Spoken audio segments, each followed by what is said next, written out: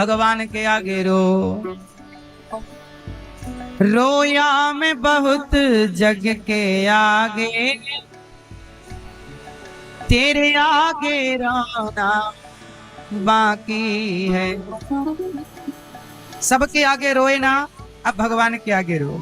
रोया मैं बहुत जग के आगे, तेरे आगे रोना बाकी है। मैं सबका होकर देख लिया, अब तेरा होना बाकी है। सबका होके देख चुके ना, अब एक बार भगवान का तो होकर देखिए। हे प्रभु, मैं सबका होके देख लिया, एक तेरा होना बाकी है। रोया मैं बहुत जग के आगे, तेरे आगे रोना बाकी।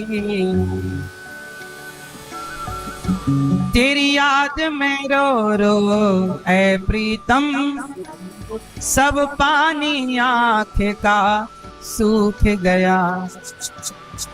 तेरी याद में रो रो ऐ प्रीतम, सब आँख का पानी सूख गया।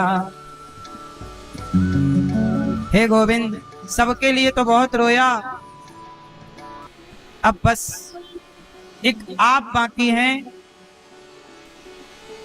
रोया मैं बहुत जग के आगे, तेरे आगे रोना बाकी है। हे गोविंद, जिसको मैंने अपना समझा, उनसे ही खाई है ठोकर। हे गोविंद, मैंने जिनको अपना समझा उन्होंने ठोकर मारी है। हमें तो लगा कि ये अपने हैं, पर वही हमें दुत्कार देते हैं। लेकिन जैसे दुनिया दुत्कारती है, भगवान उसे जरूर स्वीकार करते हैं।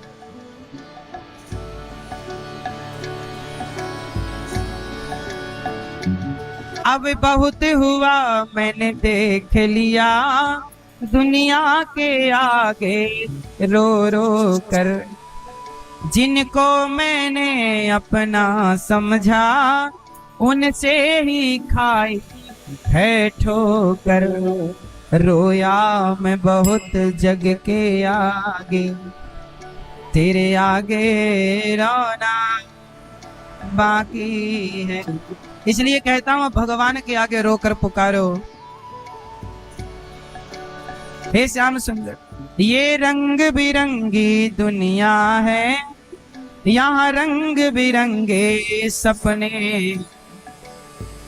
जग घूम लिया, जग देख लिया, यहाँ मतलब के सब अपने हैं।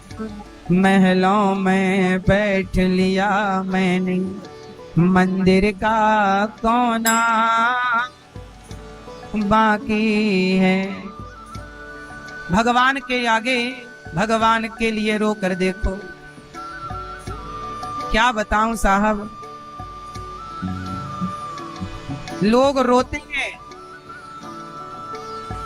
लोग लोग लोग खाते हैं और सोते हैं।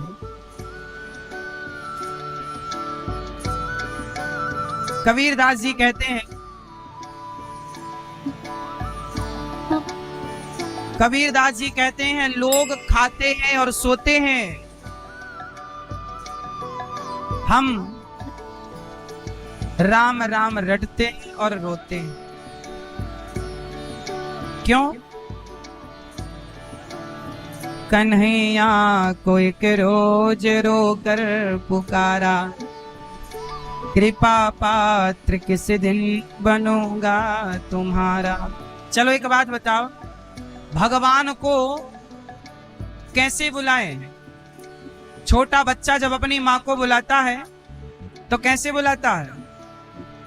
हंस के बुलाता है कि रोके? बोलो। हंसेगा तो हंसी माँ तक नहीं पहुंचती, पर रोना माँ तक पहुंच जाता है। हंसने की आवाज कम होती है, रोने की आवाज। बोलो हाँ। मेरी माँ, छोटा बच्चा माँ को बुलाता है ना तो बोल नहीं पाता, रोता है तो माँ अपने आप आ जाती है। यदि रोने से जगत की माँ आ सकती है तो रोने से ही जगन्नाथ आएंगे। इसलिए भगवान को पुकारो, कन्हैया को एक रोज रो कर पुकारा, कृपा पात्र किस दिन बनूंगा तुम्हारा। अच्छा, भगवान से प्रेम करते हो कि नहीं? कितने लोग भगवान से प्रेम करते हैं? बताओ। प्रेम करते हो तो भगवान के लिए रोते हो कि नहीं? अच्छा, प्रेमी रोता है, ये बात सही है कि गलत है? एक बात बताओ, आपका बेटा 2-4 साल के लिए आपसे दूर हो जाए, पढ़ने लिखने के लिए कहीं परदेश चला जाए, तो बच्चे को याद करके माँ बाप रोते हैं कि नहीं? जब बेटा आएगा तो माँ उसे गले लगाएगी। क्या रोए बिना रह सकती है माँ? बोलो बोलो मेरी माँ।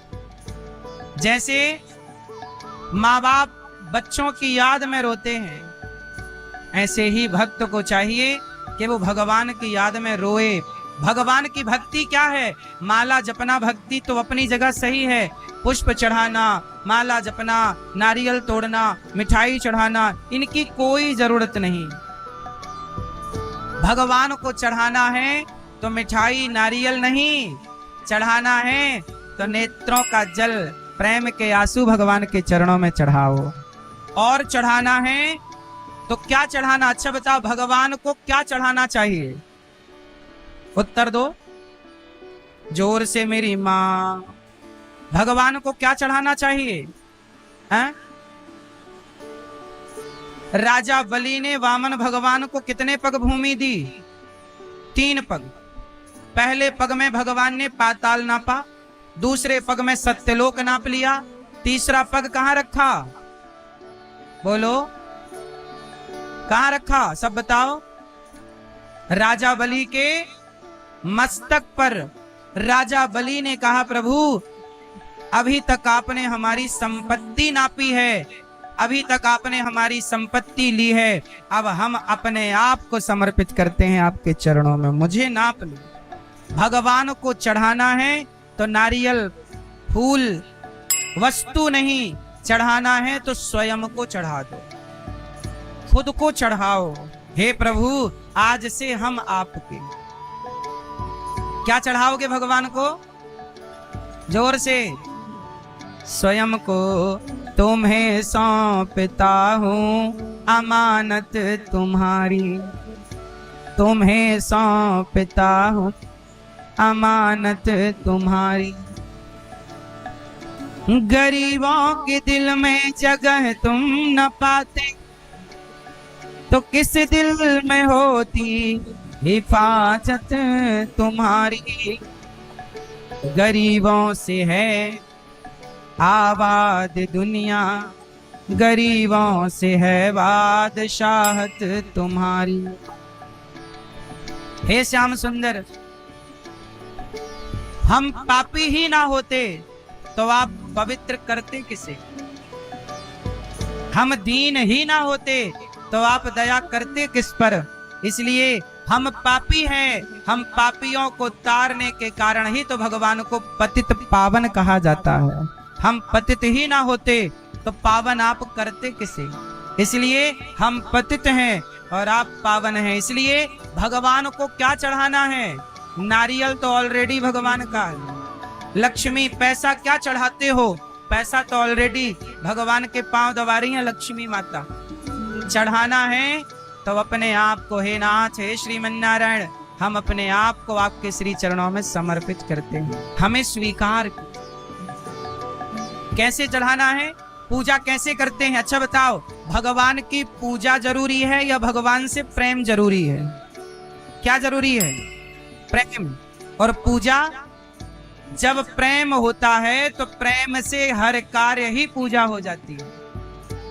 भगवान की पूजा कैसे करनी चाहिए, आओ हम आपको बताते हैं। पूजा दो प्रकार की होती है।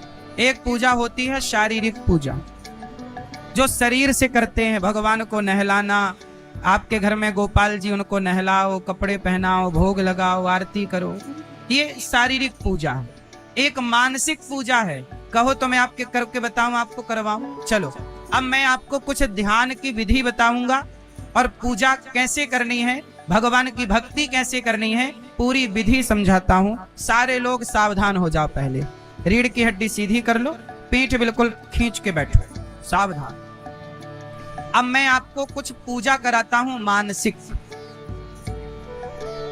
जो मैं कहता हूं वैसा वैसा करते चलिएगा, इमेजिन करिएगा, ऐसा भाव बनाइए कि आप, चलो हम सब लोग मानसिक रूप से चलें वृंदावन। आप कितने लोग वृंदावन चलने को तैयार हैं? आप जब आओगे तो आओगे, पहले मैं अभी आपको घुमा लाता हूं वृंदावन। चलोगे ना वृंदावन? तो फिर रीढ़ की हड्डी सीधी करो और मेरे साथ अपने नेत्रों को बंद करो। सब लोग आंखें बंद करो, हाथ जोड़ो और प्रार्थना करो। सबसे पहली प्रार्थना करो भगवान से पवित्र होने के लिए। बोलो हे श्रीमन नारायण।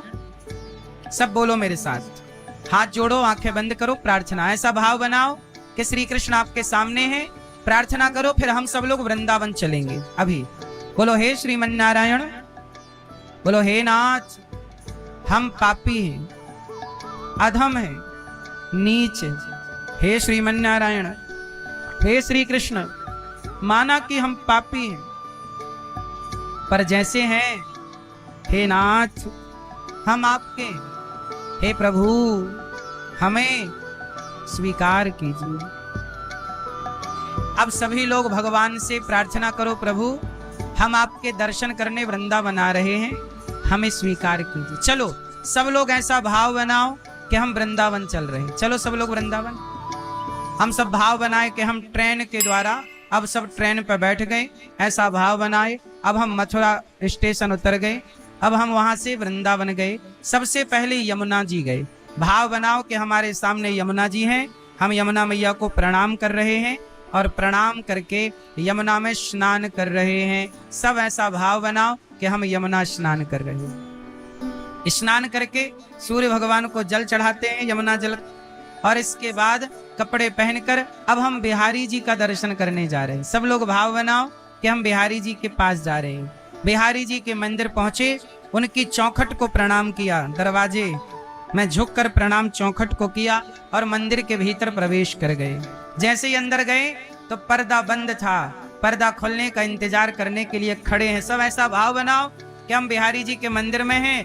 अब जैसे ही पर्दा खुला, ये पर्दा खुला, सामने भगवान श्री कृष्ण है। उनकी छवि कैसी है?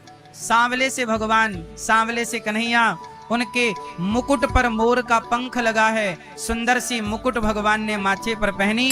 भगवान का माथा बड़ा चौड़ा, उनके सुंदर सुंदर आंखें, भगवान की बिहारी जी की बड़ी बड़ी आंखें, उनके सुंदर सुंदर गाल, उनके सुंदर सुंदर अधर, होंठ, उनके कान, भगवान के गले में सुंदर सी माला पड़ी है। फिर आप भगवान के चरणों का दर्शन कर रहे हैं। सब भाव बनाओ कि हम बिहारी जी के चरणों का दर्शन कर रहे हैं। बगल में राधा रानी है, ऐसा भाव बनाओ कि समक्ष बिहारी जी और श्री राधा रानी हैं। आप सब ऐसा भाव बनाओ कि सोने के झूले में हम श्याम सुंदर को, राधा रानी को बिठाकर आज झूला झूला रहे हैं, श्याम सुंदर को। अब भाव बनाओ कि हम भगवान को झूला झूला रहे हैं और झूला झूला के जैसे केवट भगवान राम के चरण धोता है, आप भी ऐसा भाव बनाओ कि हम राधा रानी और श्याम सुंदर के चरण धो रहे, चरण धोकर चरणामृत पी रहे। और अब भाव बनाओ कि आप भगवान को बढ़िया लड्डू का भोग लगा रहे, सुंदर सुंदर लड्डुओं का, देसी घी के लड्डू आपने बनाए, भोग लगा रहे। अब भगवान जी लड्डू खा रहे। आप भाव बनाओ कि राधा रानी लड्डू पा रही हैं। अब भाव बनाओ कि आपने भगवान को दूध का भोग लगाया, भगवान दूध का भोग लगा रहे हैं। सब लोग अब भगवान से प्रार्थना करो, कहो, बोलो हे श्याम सुंदर, हे श्री कृष्ण, हम पापी, हे नाथ हम जैसे हैं आपके हैं। हे श्याम सुंदर, हे प्रभु, आप ही हमारी माता हैं, आप ही हमारे पिता हैं। हे प्रभु, आपके सिवा हमारा कोई नहीं है। हे श्रीमन नारायण, हे श्याम सुंदर, आपके सिवा हमारा कोई नहीं। हे नाथ, हम पापी को स्वीकार कीजिए। हे नाथ, सदा हमारे हृदय में बैठ जाइए। अब भगवान की छवि को जो झूला में आपने बिठाकर श्याम सुंदर को झुलाया, राधा रानी को झुलाया, अब राधा रानी और श्याम सुंदर को मन के मंदिर में स्थापित करो सारे लोग। ऐसा भाव बनाओ कि हमारे हृदय में भगवान बैठे हैं और हम भगवान को रोज भोग लगाएं, रोज उनकी सेवा करें, रोज प्रार्थना करें। दर्शन करना है भगवान के तो मन के मंदिर में झांक कर भगवान का दर्शन कर लें। कहो कि हे प्रभु, मैं आपको कभी भूलूं नहीं। बोलो, हे नाथ, मैं आपको कभी भूलूं नहीं। हे प्रभु, माना कि हम पापी हैं, अधम हैं, नीच हैं, दुष्ट हैं, पर हे नाथ, हम जैसे हैं आपके हैं। हे प्रभु, आपके सिवा हमारा कोई नहीं। सब भगवान से यही कहो, हे नाथ, हे श्याम सुंदर, पकड़ लो हाथ बनवारी, नहीं तो डूब जाएंगे, हमारा कुछ न बिगड़ेगा, तुम्हारी लाज जाएगी।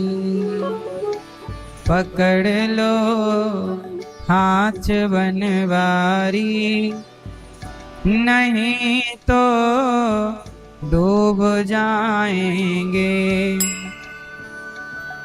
तुम्हारे ही भरोसे पर जमाना छोड़ बैठे हैं, तुम्हारे ही भरोसे पर जमाना छोड़ बैठे हैं।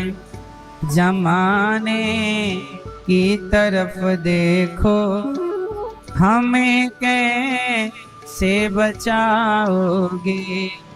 हे नाथ, हमें स्वीकार कर लीजिए। सब बोलो, श्रीमन नारायण चरणौ शरणम प्रपद्ये, श्रीमते नारायणाय नमः। सर्व धर्मान् परित्यज्य मामेकं शरणं ब्रज, अहम त्वा सर्व पापेभ्यो मोक्ष इष्यामि मा शुचः।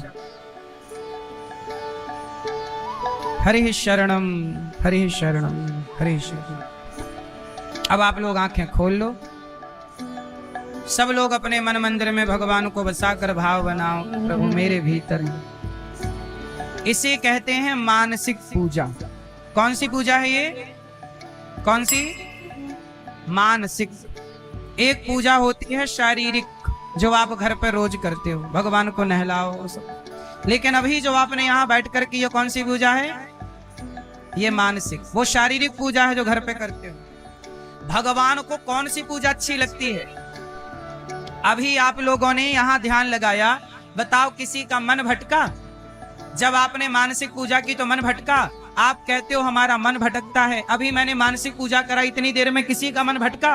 अरे मन को सही तरीके से लगाना सीख जाओगे तो मन भटकेगा ही नहीं। अभी मैंने भटकने दिया आपका मन?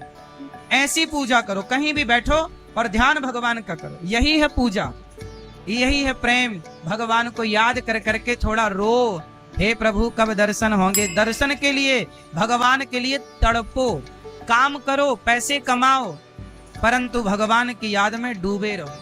कल्याण हमारा पैसा ना करेगा, कल्याण हमारा परिवार ना करेगा, हमारा भजन ही हमारा कल्याण करेगा, हमारी भक्ति हमारा कल्याण करेगी। अच्छा एक बात बताओ, सबसे मजबूत कौन होता है? बोलो, लोहा। सबसे मजबूत कौन?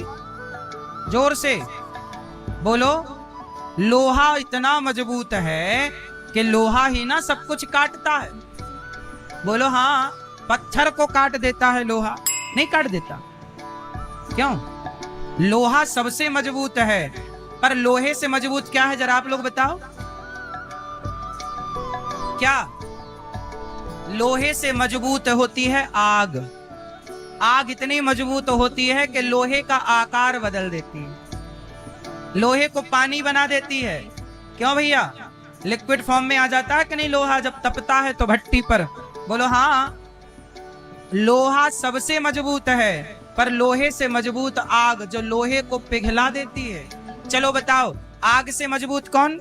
आग से ताकतवर कौन? बोलो पानी, जो आग को भी बुझा देता। चलो बताओ, पानी से ताकतवर कौन? बोलो कौन? कौन? पानी से भी ताकतवर है इंसान, आप जो पानी को भी पचा लेते हो। पसीना बहा के रूप में पच के निकल जाता है, वॉशरूम के रूप में पच के निकल जाता है। क्यों?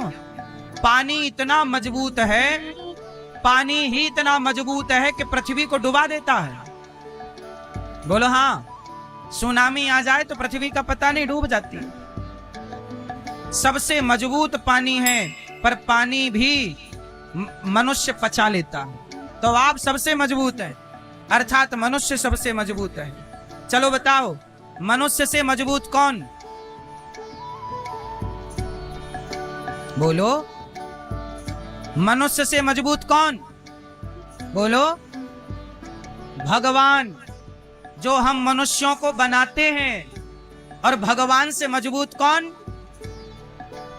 बोलो भगवान से मजबूत है भक्ति, जिस भक्ति के कारण भगवान को खंबा से प्रकट होना पड़ता है, जिस भक्ति के कारण वो भगवान को भी भक्त के लिए यशोदा का, देवकी का, कौशल्या का बेटा बनकर सामान्य सी लीला करनी पड़ती है। इसका मतलब ये हुआ मेरी माँ, सबसे मजबूत कौन है? बोलो भक्ति। अब जरा ये और बताओ कि भक्ति से मजबूत क्या है? ताकतवर। भक्ति से ताकतवर क्या है? उत्तर, भक्ति कहां से शुरू होती है? भक्ति का दूसरा नाम है प्रेम। भक्ति से ताकतवर है प्रेम। प्रेम करने वाले के हृदय में ही भक्ति होती है। भक्ति उसी के हृदय में स्थान पाती है जो प्रेमी है। इसलिए मीराबाई भक्त हैं कि नहीं मुझे नहीं पता, पर मीराबाई भगवान से प्रेम करती हैं। भरत जी राम के भक्त हैं कि नहीं मुझे नहीं पता, पर भरत जी राम से प्रेम बहुत करते हैं। गोपियां भगवान की भक्त हैं कि नहीं मुझे नहीं पता, पर गोपियां भगवान से प्रेम बहुत करती हैं। मुझे लगता है प्रेम करना ही भक्ति है। इसलिए सबसे ताकतवर है प्रेम, सबसे ताकतवर है राम ही, केवल प्रेम प्यारा। राम को भक्ति प्रिय नहीं है, राम को क्या प्रिय है? जोर से, राम ही केवल प्रेम प्यारा, जान ले ये जो जान निहारा। जो प्रेम करता है भगवान उसे मिलते हैं। क्यों? ये बात सही है कि नहीं? इसलिए मेरी माँ भगवान को प्राण में बोला, बेटा बोलो राधे कृष्ण, बेटा बोलो राधे कृष्ण। जब राधे कृष्ण साधु जी ने बोला तो नरसिंह जी ने भी बोला राधे कृष्ण। और जब राधे कृष्ण बोला तो दादी तो मानो बुढ़ापे में नाचने लग गई। मेरा छोरा बोलने लग गया। हे बाबा जी को प्रणाम किया, परिक्रमा लगाई, बड़ा महाराज आपने कृपा की। और नरसिंह जी बोलने लग गए। नरसिंह जी अब क्या बोलते, ज्यादा नहीं बोलते, हर जगह बस नरसिंह जी बोलते राधे कृष्ण कृष्ण कृष्ण राधे राधे, राधे श्याम श्याम श्याम राधे राधे, राधे कृष्ण कृष्णा कृष्णा राधे राधे, राधे श्याम राधे श्याम, श्याम श्याम राधे राधे, राधे कृष्णा कृष्णा कृष्णा राधे राधे, राधे श्याम श्याम श्याम राधे राधे, राधे कृष्णा कृष्णा कृष्णा राधे राधे, राधे श्याम श्याम श्याम राधे राधे, राधे कृष्णा कृष्णा कृष्णा राधे राधे, राधे श्याम श्याम श्याम राधे राधे, राधे कृष्णा कृष्णा कृष्णा कृष्णा राधे राधे, राधे राधे श्याम राधे श्याम श्याम श्याम राधे राधे राधे, राधे कृष्णा कृष्णा कृष्णा राधे राधे, राधे श्याम श्याम श्याम राधे राधे, राधे कृष्णा कृष्णा कृष्णा राधे राधे, राधे श्याम राधे श्याम श्याम राधे राधे, राधे कृष्णा कृष्णा कृष्णा राधे राधे, राधे श्याम राधे श्याम श्याम राधे राधे, राधे कृष्णा कृष्णा कृष्णा राधे राधे, राधे श्याम राधे श्याम राम श्याम राधे राधे, राधे कृष्णा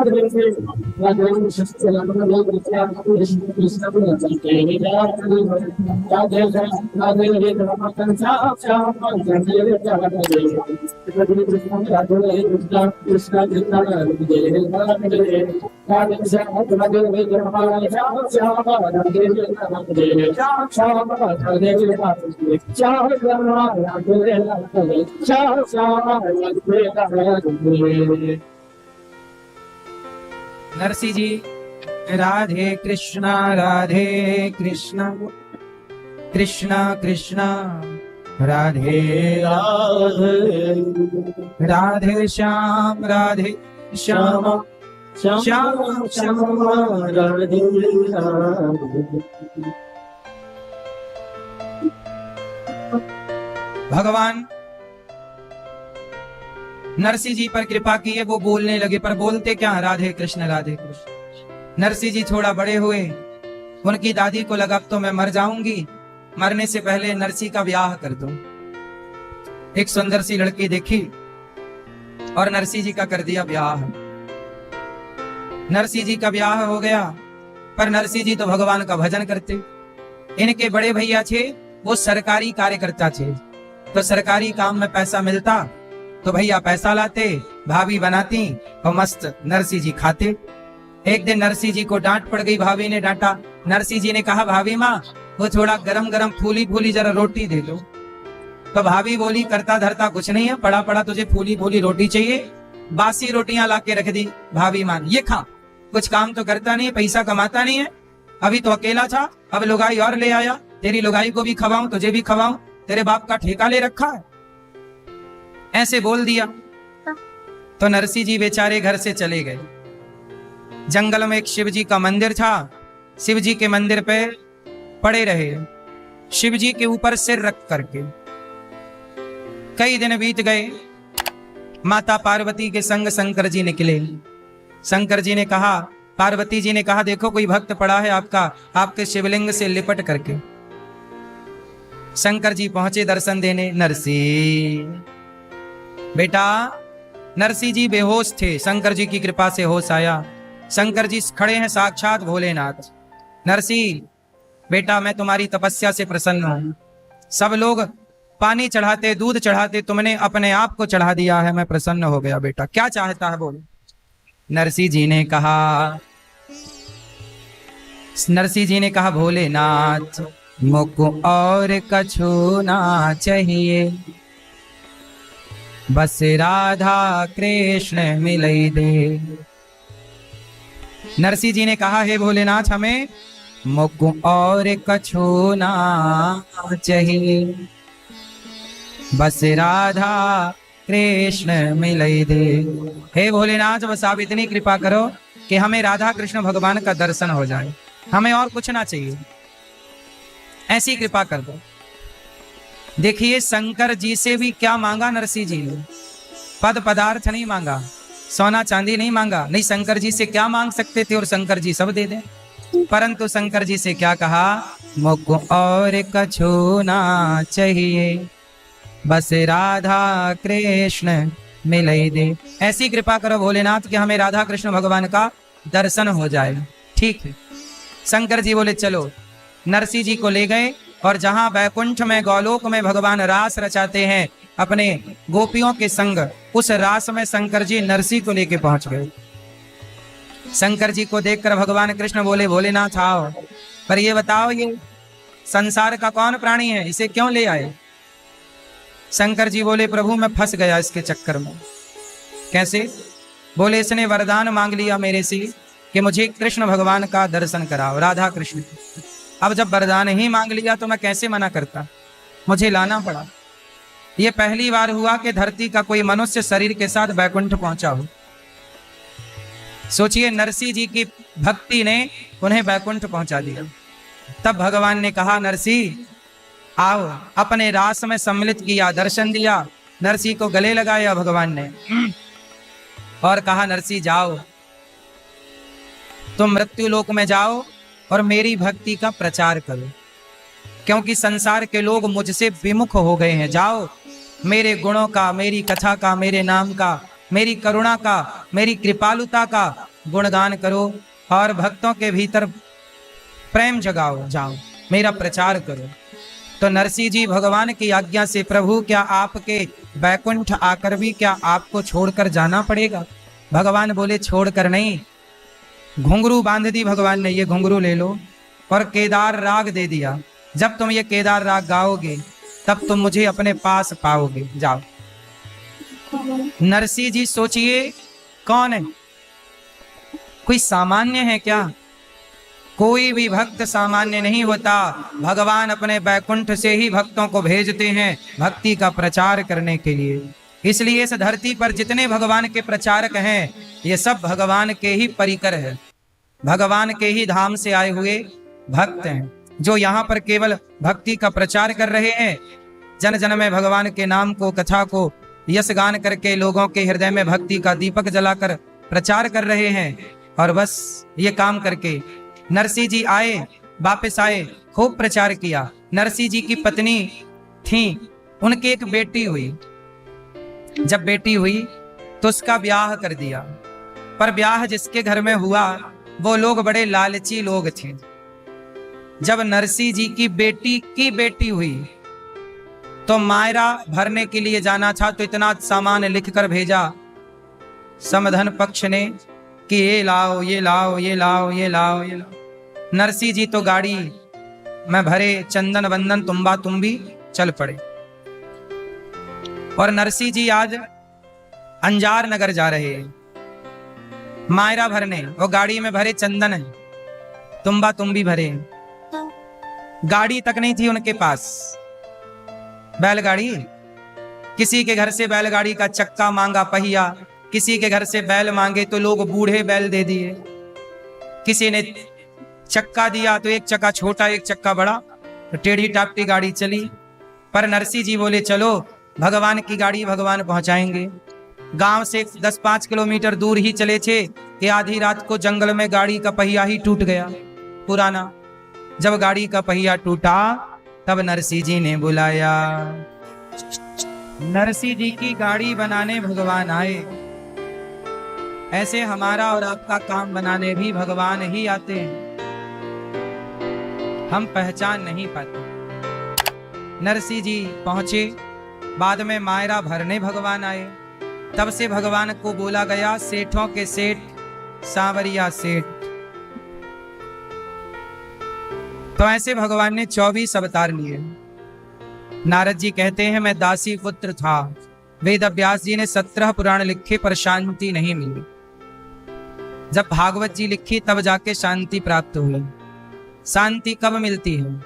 जब भगवान की कथा सुनी जाए, जब भगवान का यश गान सुना जाए। वेद व्यास जी ने 17 पुराण लिख डाले पर शांति नहीं मिली। तब नारद जी ने कहा भागवत सुनिए, भागवत लिखिए, तब शांति मिलेगी। आत्मकथा सुना दी कि मैं क्या था।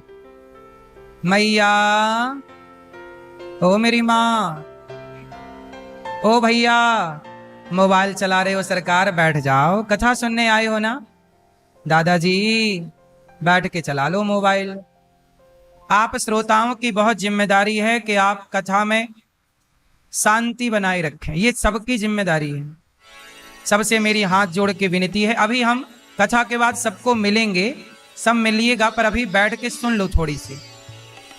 भगवान के धाम आए हो तो भगवान के धाम में भगवान की कथा मिल जाए, ये बड़ी कृपा है। शांति से जहां हो अभी कथा सुन लो, कथा के बाद सबसे मिलेंगे।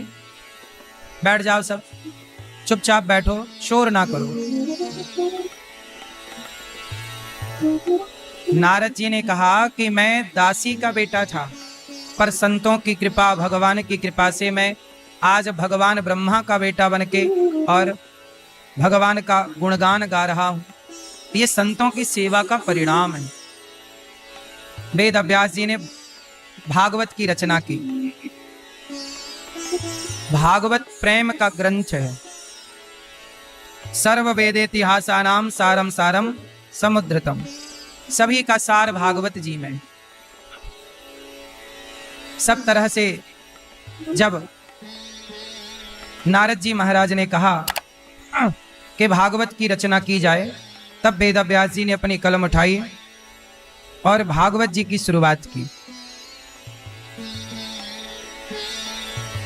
नारद जी कहते हैं देखो, वेद व्यास जी ने शुरुआत की। सवै पुंसाम परो धर्मो यतो भक्तिरधोक्षजे अहैतुक्य प्रतिहता ययात्मा संप्रसीदति। सब मनुष्यों के लिए सर्वश्रेष्ठ धर्म वही है जिससे भगवान श्री कृष्ण की भक्ति हो। बहुत सारे धर्मों का विवेचन हुआ भागवत जी में, पर धर्म क्या है? जिस बात से, जिस काम से भगवान में मन लग जाए वही सबसे बड़ा धर्म है। आपने सब कुछ किया पर आपका मन भगवान में ना लगा तो सब कुछ प्रयास बेकार है। हम वासुदेव परा वेदा, वासुदेव परा मखा, वासुदेव परा योगा, वासुदेव परा क्रिया। कृष्ण ही योग है, कृष्ण ही सब कुछ है, वेद ही कृष्ण है। इस तरह से भगवान के अवतारों का वर्णन हुआ। नारद जी ने सब कुछ कहा। इसके बाद की चर्चा बड़ी अद्भुत। वेद व्यास जी ने महाभारत से स्टार्ट किया भागवत जी को।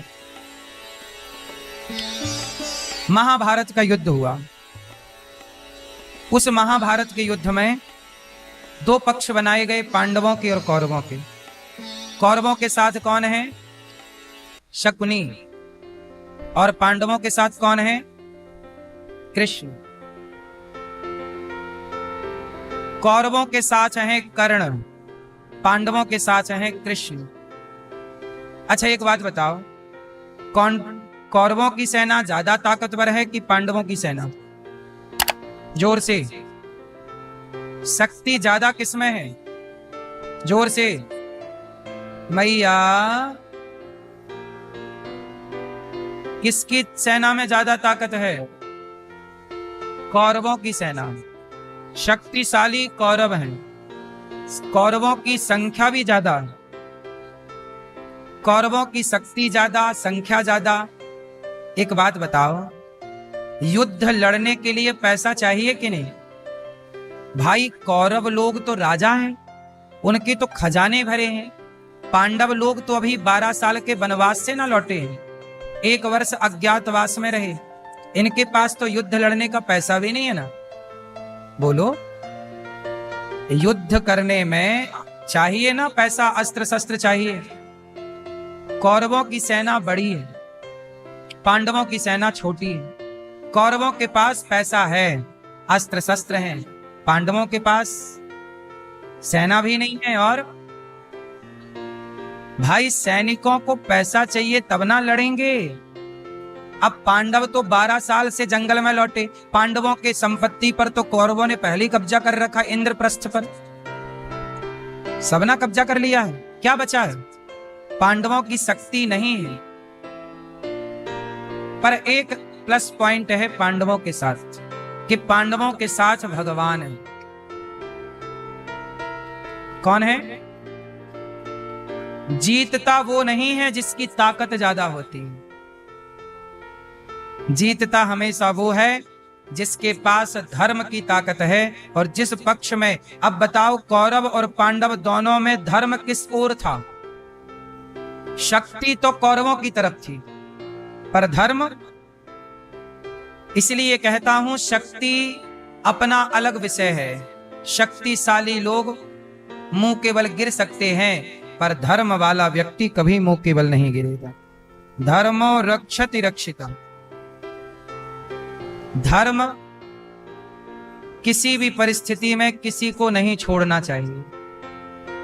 पांडव लोग 12 साल वनवास में रहे, पर उन्होंने अपना धर्म नहीं छोड़ा। पांडव लोग धर्म नहीं छोड़ते। आप लोगों के जीवन में जरा भी संकट आए, जरा कष्ट आए, तो आप धर्म ही छोड़ देते हैं। भगवान श्री कृष्ण ने पूरे महाभारत में किसको प्रधानता दी? धर्म। किसको प्रधानता दी? धर्म को। कौरवों ने अभिमन्यु को मार दिया अधर्म से। कौरवों ने अभिमन्यु को मार दिया, बोलो, अधर्म से। जब कौरवों ने अभिमन्यु को अधर्म से मारा, एक योद्धा से एक ही योद्धा युद्ध करेगा, लेकिन अभिमन्यु से 7 महारथियों ने युद्ध किया। तो धर्म को तोड़ दिया ना कौरवों ने, धर्म की मर्यादा तोड़ दी, अधर्म का साथ दिया, अधर्म से मारा अभिमन्यु को। तब भगवान ने कहा कि जब तुमने अधर्म के रास्ते पर चलना शुरू कर दिया है, तो अधर्म की शुरुआत तुमने की है, तो अधर्म का अंत हम करेंगे। इसलिए भगवान ने भी सबको अधर्म से ही मरवाया। फिर दुर्योधन भी अधर्म से मारा गया, जांघ पर गदा नहीं मारते पर मारा गया। कर्ण का पहिया जमीन पे धंस गया, वो रथ के नीचे थे। उस समय अर्जुन से भगवान ने कहा मारो। अर्जुन ने कहा क्या ये धर्म है इसे मारना? अभी तो ये रथ से नीचे है।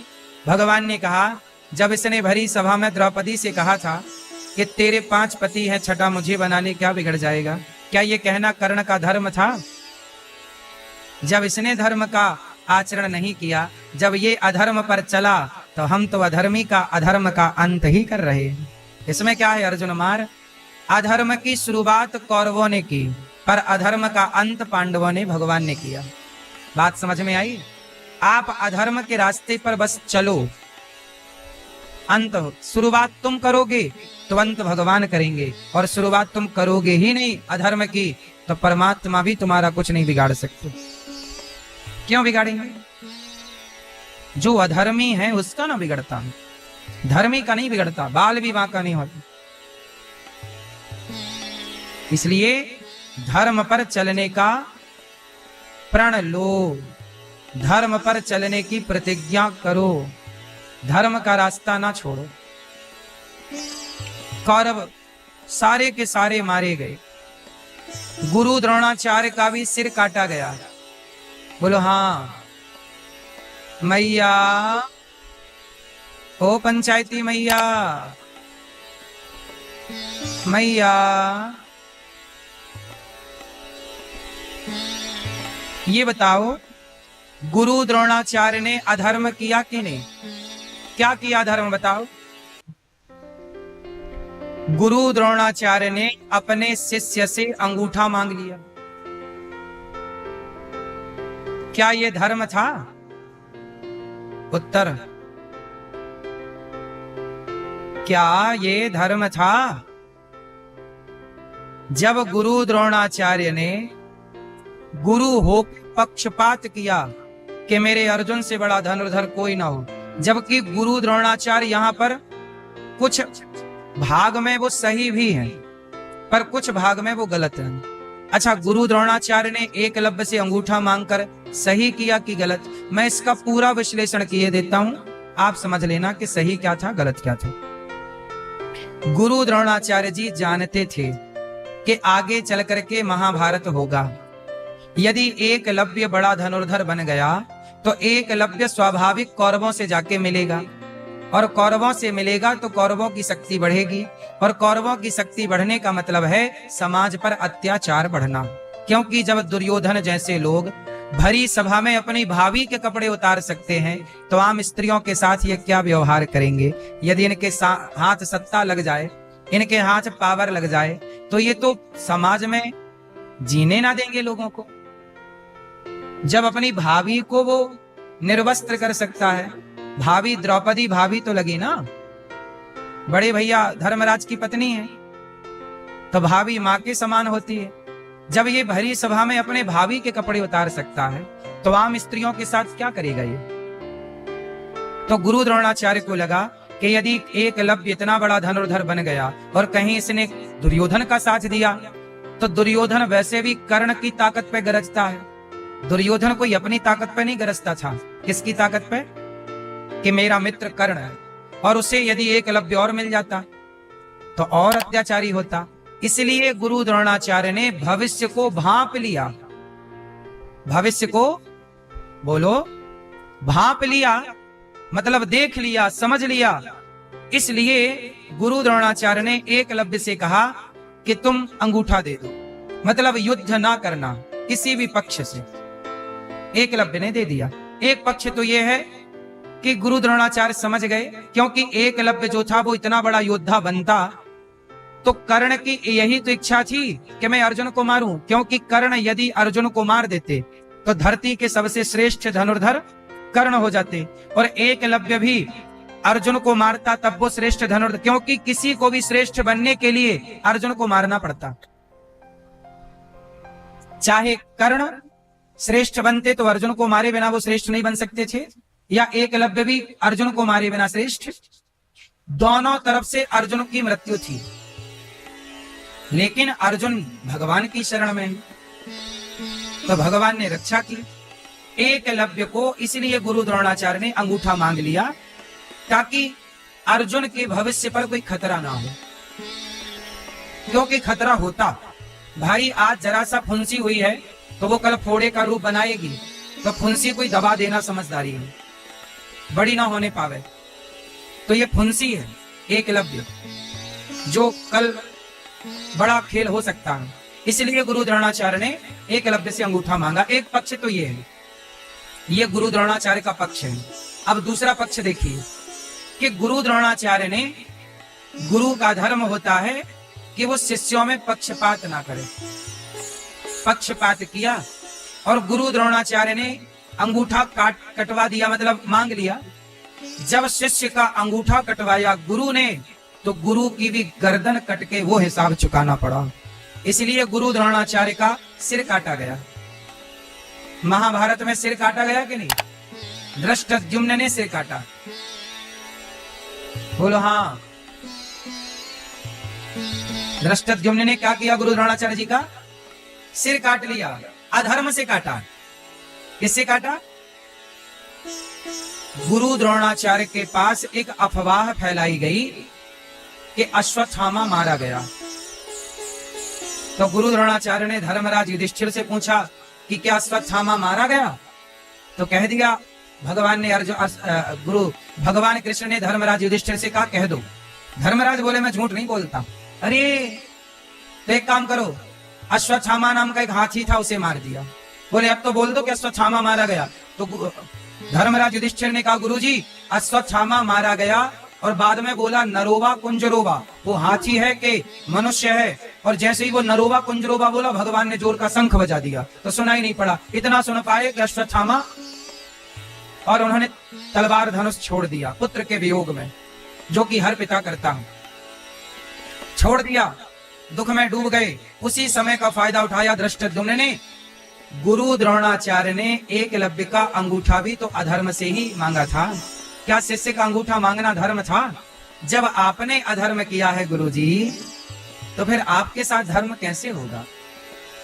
भले आप गुरु द्रोणाचार्य हैं, न्याय तो ईश्वर करता है ना। आप मत भूलिए कि कोई बैठा है जो हिसाब लेगा। अंगूठा कटवाया चेला का, तो गुरु को क्या कटवाना पड़ा? गर्दन कटवा के हिसाब चुकाना पड़ा। यही है ईश्वर की अदालत। तुम किसी का अंगूठा काटोगे, तुम्हारी गर्दन कटेगी। ये न्याय, ये धर्म है। गलत को ईश्वर कभी स्वीकार नहीं करते, गलत को परमात्मा कभी बर्दाश्त। इसलिए मेरी माँ आपसे बार बार कहता हूं, गलत करने से बचो, हर गलत काम करने से डरो। कोई ना देख रहा हो तब भी ईश्वर देख रहे। ये मत सोचिएगा कि आपको कोई देख नहीं रहा। गुरु द्रोणाचार्य ने जब एकलव्य का अंगूठा मांगा, तब किसने देखा? कोई नहीं था वहां, पर विधाता ने देखा और परिणाम मिला। ईश्वर के घर देर है, अंधेर। प्रिय भक्तों,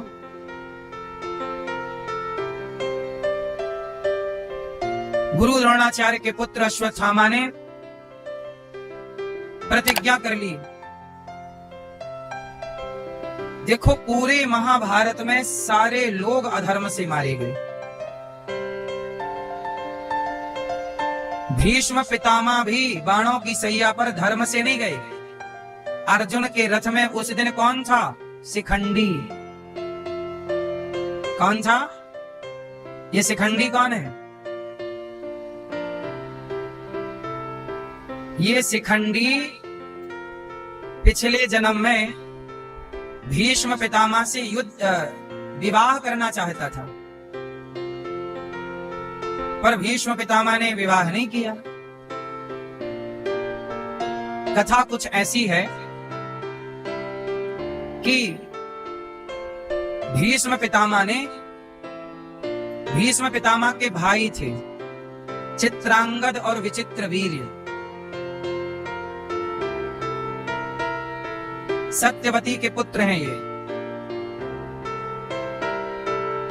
सत्यवती गंगा से पहले भीष्म पितामह हो चुके हैं। फिर गंगा भीष्म पितामह को सौंप कर शांतनु जी को और चली गई।